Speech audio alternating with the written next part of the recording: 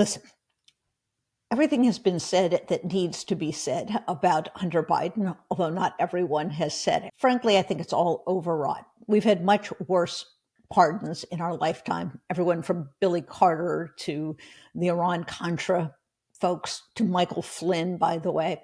So pardons are a plenary power that the president enjoys. There is nothing particularly noteworthy about helping out a family member. The only thing unusual here, of course, is that the Republicans are in high drama, offended that the rule of law should be interrupted. Please, spare me the grotesque hypocrisy. Hi, this is Jennifer Rubin, and this is Jen Rubin's Green Room. Hope you all had a lovely Thanksgiving. Here in Washington, D.C., there's plenty of news, and it is already Tuesday. First of all, there has been a declaration of martial law in South Korea, which has been short-circuited, we think, by the national legislature. We'll see if the president backs down.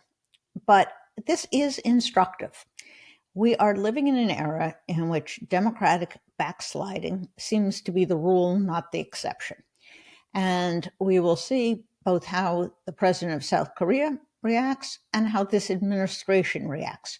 Frankly, I'm glad it happened now if it was going to happen, because you can imagine that when things like this will occur under Donald Trump, he'll not bat an eye. He doesn't care about democracy. In fact, he likes the idea of strong men. He would encourage the president of South Korea to do these sorts of things. And that is one of the many dangers of having Donald Trump as president of the United States. He will encourage the worst behavior from the worst authoritarians. He will undercut human rights. He will undercut democratic institutions. So file that one away. Speaking of democratic institutions, Kash Patel. He has been named by Donald Trump as the new FBI director. There are a few problems. One, there is already an FBI director who is supposed to serve a 10-year term. Donald Trump has not said whether he is prepared to fire Chris Wray, who's the incumbent. Frankly, it's not clear that Donald Trump even understands that Chris Wray doesn't disappear when he is inaugurated. You never can assume that Donald Trump actually understands how government operates.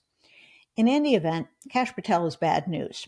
He has threatened people. He has a enemies list. He is a election denier, a QAnon conspiratorial nut.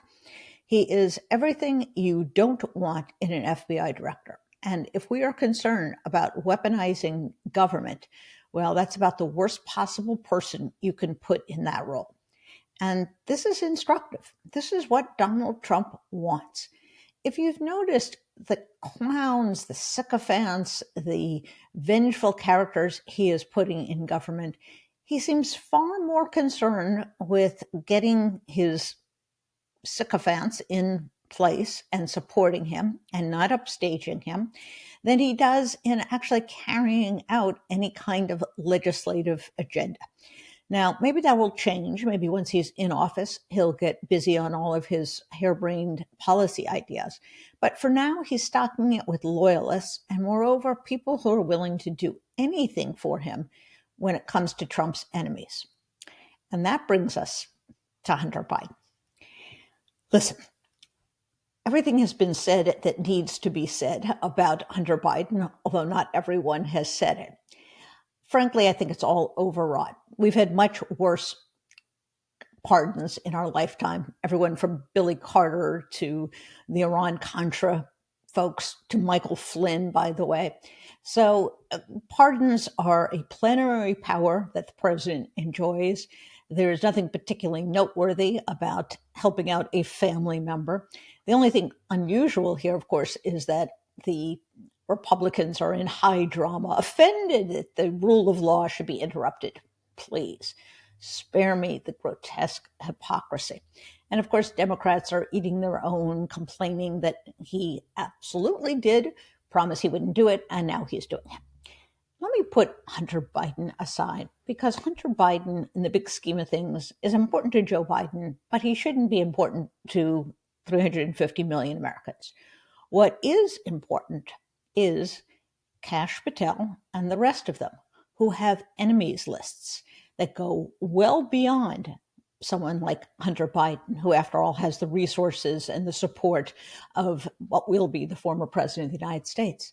Understand, he has not only identified individuals, Michael Cohen, God help him, for example, he has enunciated huge categories of people he intends to go after: prosecutors, the FBI itself, journalists, former members of his own administration in the first term, former General Mark Milley. There are theoretically tens, if not hundreds, of people that Trump would like to prosecute. What do you do about them? Well, I've been thinking about this long and hard, and I've come to the conclusion that Trump has sort of broken the mold once again, and so Biden needs to break the mold once again. Although the vast, vast majority of the people that Trump has his eye on, maybe all of them, frankly, have committed no crime, that is not going to stop him and Kash Patel and the rest of them, Pam Bondi at the Justice Department, from coming after them. So prospectively, what can Biden do? Well, he can issue blanket pardons to entire categories of people for any conduct relating to Donald Trump. It would cover everyone from witnesses in a trial or in a congressional proceeding. Poor Cassidy Hutchinson, you recall her, she was a star witness at the January 6th hearing. It would cover journalists. It would cover anyone who he has identified by name or type. Can he do that? Absolutely. Other presidents have pardoned whole categories of people. Remember, Jimmy Carter pardoned everybody who had essentially evaded the draft during the Vietnam War. You don't have to name them by name. You don't even have to know who they are. You just have to set out with some level of specificity who these people are. Well, doesn't that assume guilt? No, it really doesn't. That's kind of a legal fiction that we've all sort of come up with. But you can just accept the pardon, period. And frankly, you don't have to formally accept it unless someone comes after you. You can kind of keep it quiet if you don't want to make a spectacle of yourself. But he should do this because that's the only way to diffuse at least Trump's initial round of revenge. He's going to come in there and try to punish everyone who he thinks did him wrong, including the little guy and gal who were counting votes in 2020 and denied him the presidency. Those people deserve protection, and Biden has the power to give it to them. He should do that. Now, that is not going to spare them from future investigations. It's not going to stop Donald Trump from sending the IRS after them for new conduct. It's not going to stop Donald Trump and others from suing people civilly. But it will do something. It will give protection to many, many people, and it will signal that Donald Trump's agenda of revenge is simply not tolerable in a democracy. And if the result is a very broad pardon, that's only because Donald Trump's agenda of revenge is very broad. He's threatened hundreds, theoretically thousands of people. Why shouldn't they get protection from a maniac who is installing people who intend to persecute Trump's opponents?